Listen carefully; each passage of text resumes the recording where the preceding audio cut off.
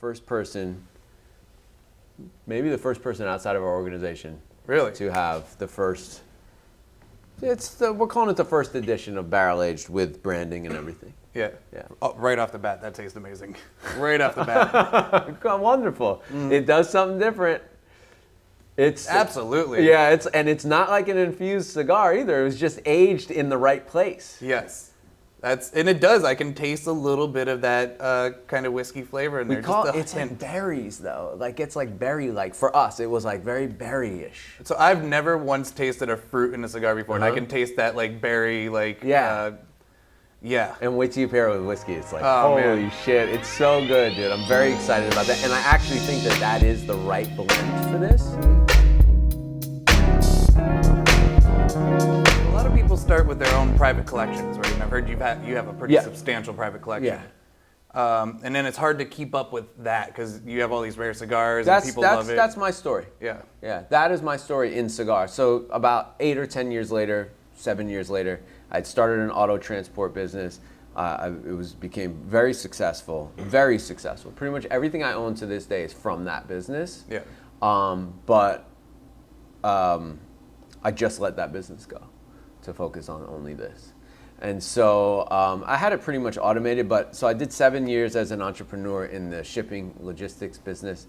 And I would say you're still in the logistics business. Well, yeah, but so we did that, and I had collected a lot.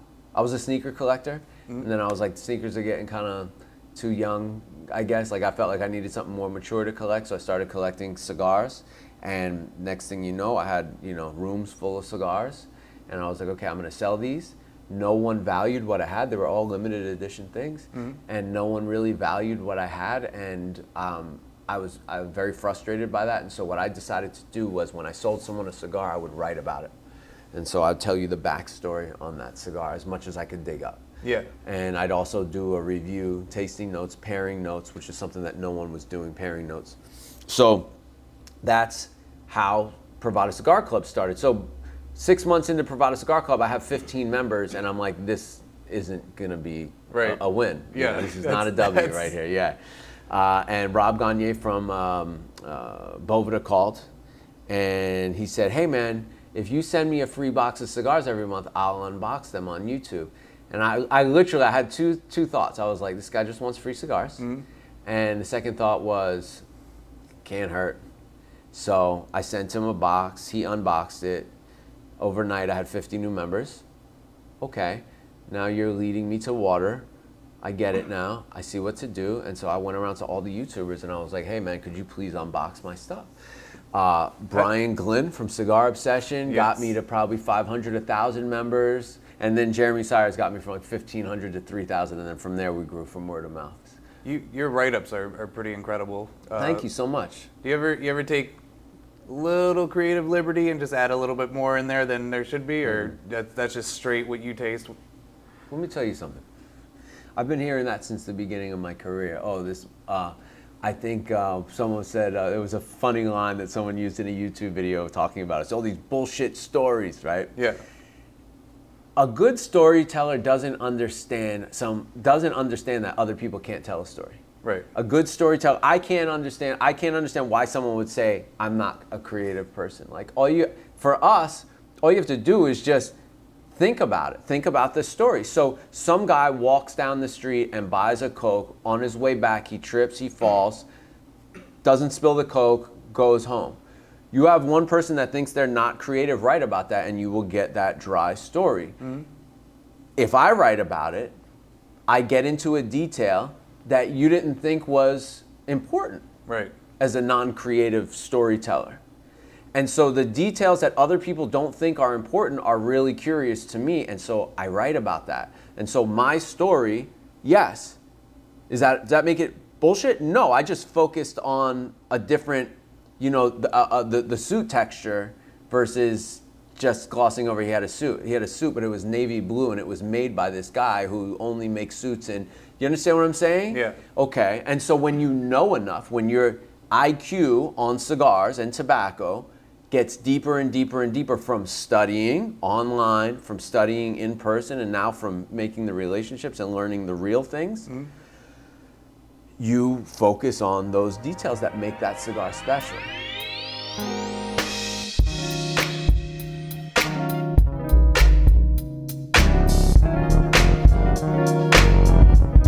Does AJ Fernandez make a cigar for you?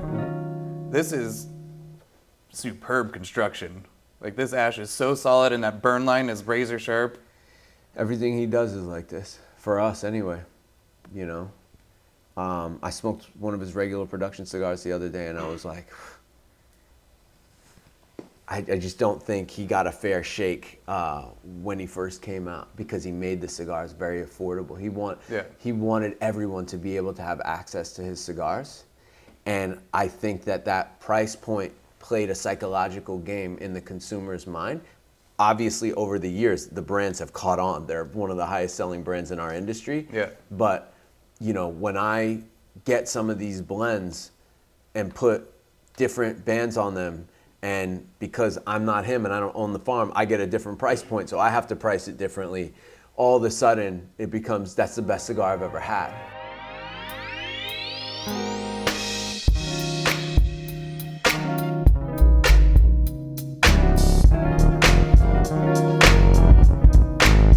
Barrel aging. I want to talk about. So, are you the first person to age already made cigars in barrels? Not. Okay. Probably not. I don't know. In fact, there was a shop in Texas, I think, that would do it. There was a group of guys in Pennsylvania. They're not from Pennsylvania, but I met them at a Caravan that had done it with Aganorso, like 1,000 cigars. But they had a terrible time with it, and most people that do it have a terrible time with it. Yeah. And we hadn't had a terrible time with it, but I'm starting to have a terrible time with it, so I get it. Why is that? It's really hard to control. Okay. Yeah. Too much, too little. Cigars misshapen. How do you put 1,000 cigars in each barrel? You know, 2,000 cigars in each barrel almost. Yeah. Without them mushing and, you know, you're getting them wet. Now what? They're all leaning on each other. Like, well, I mean, we ruined 1,000 cigars on the last batch. Yeah. So you're still experimenting with it? Oh, we're still experimenting. Yeah. You'll know when this is, like, probably another year or two. Like, you'll see it in shops and they'll be delicious. Okay. It is absolutely delicious. And if I was such a, like, I think a lot of people like, oh, like, you're asking me questions about yellow, cello, and this, that. Like, if I was that kind of person, I would just age them in here and not tell anyone, and people would be like, holy shit, that was the best cigar I've ever had. Right. Because some of the flavors you get after this are, but I want it to be, I want, what I like about barrel aged for me is I'm allowed to have a part in the process of something that I love so much. Yeah. Not just aging in coolers. I can't really go around bragging about, I mean, I brag about how long they've been in the coolers and that we're the only people that store cigars like this because it's very expensive to do. But post-production aging, you know, isn't really looked at as a craft. This is definitely adding to the craft. How do you define craft cigars? What's your definition of it? It's vertically integrated pretty much. At least the blending and rolling part is vertically integrated. In other words, you do it all in-house. Yeah. Yeah. I mean, that would make companies like Plasencia and Aganorsa and Perdomo craft. Yeah, 100%. But they're massive companies. Doesn't matter. What does size have to do with anything? Yeah. Doesn't matter at what level you do it. If they're all handmade and they're all being, you know, made from those tobaccos that they control, that they ferment, you know, then yeah, they're craft cigar. Yeah. That's why this thing's just getting started. So people think it's the boutique movement. It's not the boutique movement. I don't believe in the boutique movement. Yeah. Boutique was what you said. A bunch of guys like us going down in DR.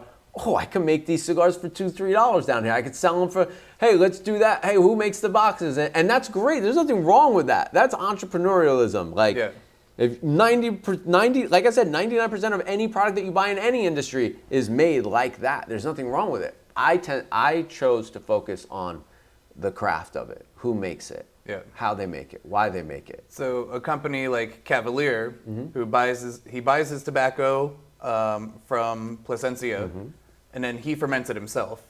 Would that be craft? Of course. He's controlling as much of that process as he can. You don't have to ferment to be considered craft if you're blending the same tobaccos over and over and over again and making products out of those. Yeah. But you should probably at least you will at least have your own factory that's making cigars. Because we're getting to the point, me and my business partner, kind of where you were at, where we just keep buying boxes of cigars, and eventually we're going to be like, all right, you know, we're going to start to make some money on our YouTube channel, doing a quarterly cigar club. Yeah. And, it's going to start out great because we have a lot of very rare Yeah. limited cigars, and then eventually it's going to peter off. But I was wondering... Doesn't have to. I mean, I hope it doesn't. But, I mean, we only have so much budget. That's where I feel like I don't get a ton of credit. I think people just feel like I got lucky or something, and it's like, dude, you have no idea how much work went into this. Yeah. Like, to be able to do this month in, month out, this isn't quarterly or annually, this is every month, to be able to get all the pictures right, the stories right, the factually right too, the reviews, I mean, we're putting out in the club alone, I put out 36 cigars in the club. Mm-hmm. The LCA gets 24. So these are all like limited edition exclusive stuff, and we make 5,000 to 10,000 of each, maybe 15,000 on a big run, and then they're gone. Right. And if we absolutely loved it and everyone really bothers me about it for months and months and months, maybe we'll try to remake it again. But that's not really. Right. We can't always do that because sometimes this tobacco is just limited. And it's gone. It's gone. So you're just like, I hope you collected that one because that one's never coming back. Or a relationship. Maybe one day people are going to be selling some Privada lines as like exclusives in their club. Sure. Like, I got this 5-year-old Privada cigar. Well, we have 7 year. We have 7 regular production cigars now, which is part of the reason why we're going to PCA for the first time. The cigars are all fantastic, in my opinion, if you like that style of cigar. So if you like a Maduro, you're going to love the Good Life. If you like a Habano, you're going to love this.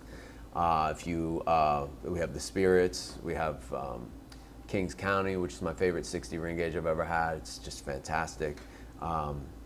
Mad Monkey, the list goes on. Yeah.